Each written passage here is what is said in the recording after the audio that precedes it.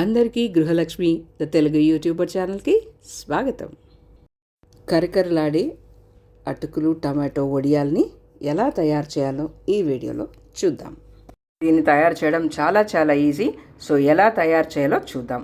మనకు కావాల్సిన అటుకులు తీసుకొని దాన్ని 2 సార్లు వాష్ చేసేసి పక్కన పెట్టేసుకోండి. తర్వాత టమాటాలు, పచ్చిమిరపకాయలు, ఉప్పు తీసుకొని గ్రైండ్ చేసుకోవాలి.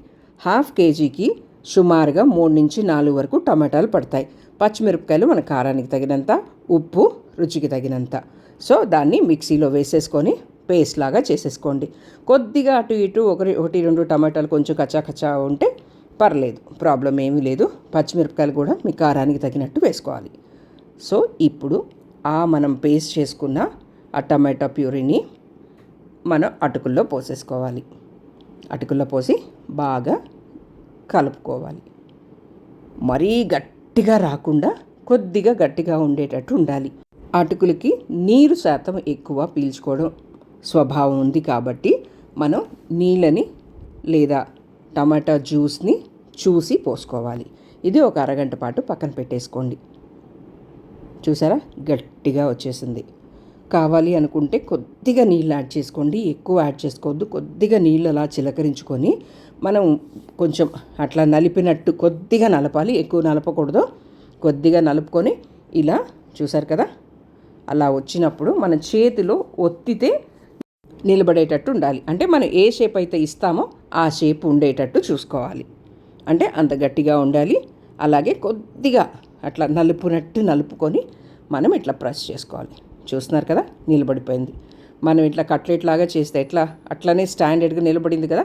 సో అలా నిలబడాలన్నమాట. ఇప్పుడు మనం ఒక క్లాత్ పైన కానీ లేదా కవర్ పైన కానీ మనం ఈ వడియాలని పెట్టేసుకోవాలి. ఈ టమాటో అటుకులు వడియాలు మాత్రం చాలా బాగుంటాయి. ఈ ఈవినింగ్ స్నాక్గా కూడా తినొచ్చు అనమాట. లేదంటే నార్మల్ యాజ్ యూజువల్ పప్పు కూరల్లోకి వాటిల్లోకి బాగుంటాయి. ఇది చేయడం కూడా చాలా ఈజీ కాబట్టి ఫటక్కని చేసేసుకోవచ్చు. అండ్ ఎండడం మాత్రం కొద్దిగా ఎక్కువ పడుతుంది, ఎందుకంటే కొంచెం మందంగా ఉంటాయి కాబట్టి ఒక 5 to 6 days ఎండాలి. బాగా ఎండలు ఉన్నప్పుడు డెఫినెట్గా 5 to 6 days ఎండలో పెడితే నీట్గా ఎండిపోతాయి. కట్లెట్ లాగా అని చెప్పాను కదా అని మందంగా చేయకండి. మీరు ఇట్లా చెయ్యి పెట్టి 2 చేతుల్ని అరచేతుల్ని ఒత్తితే ఎంత వస్తుందో అంత మందంలో ఉండాలి. సో ఈజీగా టకటక మాట్లాడుకుంటూ కూడా పెట్టేసేయచ్చు అనమాట. చాలా ఈజీ. మీకు కష్టంగా అనిపిస్తే ఎండలో కూర్చొని పెట్టడం, నీడలో పెట్టుకొని ఎండలోకి ఆ క్లాత్ని కానీ ఆ కవర్ని కానీ తీసి పెట్టేసుకోవచ్చు అనమాట. అంటే మెత్తగా ఉండవు కాబట్టి ఎక్కువగా డిస్టర్బ్ అవ్వదు అనమాట. ఇప్పుడు మామూలు వడియాలు లాంటివి అయితే కొంచెం ఇట్లా తీయగానే జరిగిపోతాయేమో అనే ఫీలింగ్ ఉంటుంది. దీనికి అట్లా ఏం లేదు, జరిగినా మనం పక్కకు జరిపేసుకోవచ్చు అనమాట. దాని షేప్ అయితే పోదు. సో నీడలో పెట్టుకొని ఎండలోకి లాగేసుకోవచ్చు.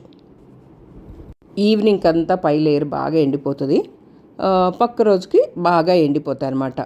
మనం ఎండలో పెడుతూ ఉండగా పెద్ద సైజువి చిన్న సైజులోకి ఎండి చిన్న సైజులోకి వచ్చేస్తాయి.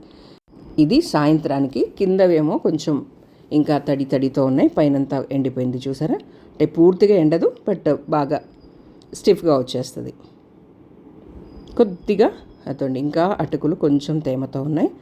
సో అది కొంచెం ఇట్లా అన్నీ ఉల్టా పెట్టేసుకుని ఆరబెట్టేశారంటే నైట్ అంతా కూడా ఒక పేపర్లో కానీ లేదంటే ఒక స్తాంబాలంలో కానీ అట్లా పెట్టేయండి.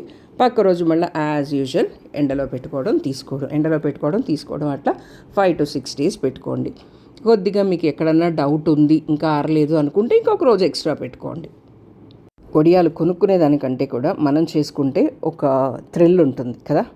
ఇదండి, ఇది నెక్స్ట్ డే ఈవినింగ్ అనమాట.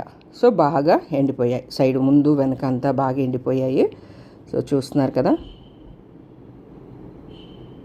ఇది అలా మనం ఒక 5 to 6 days ఎండబెట్టాక దాని సైజు కూడా చిన్నదైపోతుంది. సో బాగా ఎండింది అనుకున్నప్పుడు మనం స్టోర్ చేసేసుకోవచ్చు, లోపల పెట్టుకొని కావలసినప్పుడు ఇలా వేయించుకోవాలి. ఇవి మీడియం ఫ్లేమ్లోనే వేయించుకోండి, ఎందుకంటే మందంగా ఉంటాయి కదా.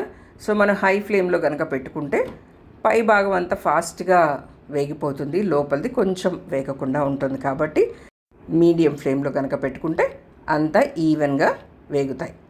అటుకులు కాబట్టి ఎలాగూ కలర్ చేంజ్ అవుతాయి. సో బ్రౌన్ కలర్కి వస్తాయన్నమాట. మరీ బ్రౌన్ మాడిపోయినట్టు కాకుండా కొద్దిగా బ్రౌన్గానే తీసేసుకోండి. ఇవి ఆకుకూర పప్పుల్లోకి అండ్ నార్మల్ పప్పుల్లో కానీ లేదంటే పప్పుల్స్లోకి సాంబార్లోకి ఇలాగా చాలా టేస్టీగా ఉంటాయి. ఒకసారి తప్పకుండా ట్రై చేయండి. పని కూడా చాలా ఈజీయే కాబట్టి ఈ సమ్మర్కి ట్రై చేసి నచ్చితే కనుక నెక్స్ట్ సమ్మర్కి ఇది మీ సమ్మర్ స్పెషల్స్లోకి ఇంక్లూడ్ చేసేసుకోవచ్చు. రెసిపీ నచ్చిందా? ఈ రెసిపీ మా అత్తగారిది, సో మీతోటి షేర్ చేసుకుంటున్నాను. ఈ రెసిపీ కనుక మీకు నచ్చినట్టయితే తప్పకుండా వీడియోకి ఒక లైక్ ఇవ్వండి. అండ్ మర్చిపోకుండా మీ ఫ్రెండ్స్కి, అంటే వడియాలు ఎవరికి ఇష్టమో వాళ్ళకి షేర్ చేయడం మర్చిపోకండి. తప్పకుండా షేర్ చేయండి. చూస్తున్నారు కదా, కరకరలాడే టమాటో అటుకుల వడియాలు రెడీ. ఇంతవరకు వీడియోను వాచ్ చేసినందుకు చాలా చాలా థ్యాంక్స్.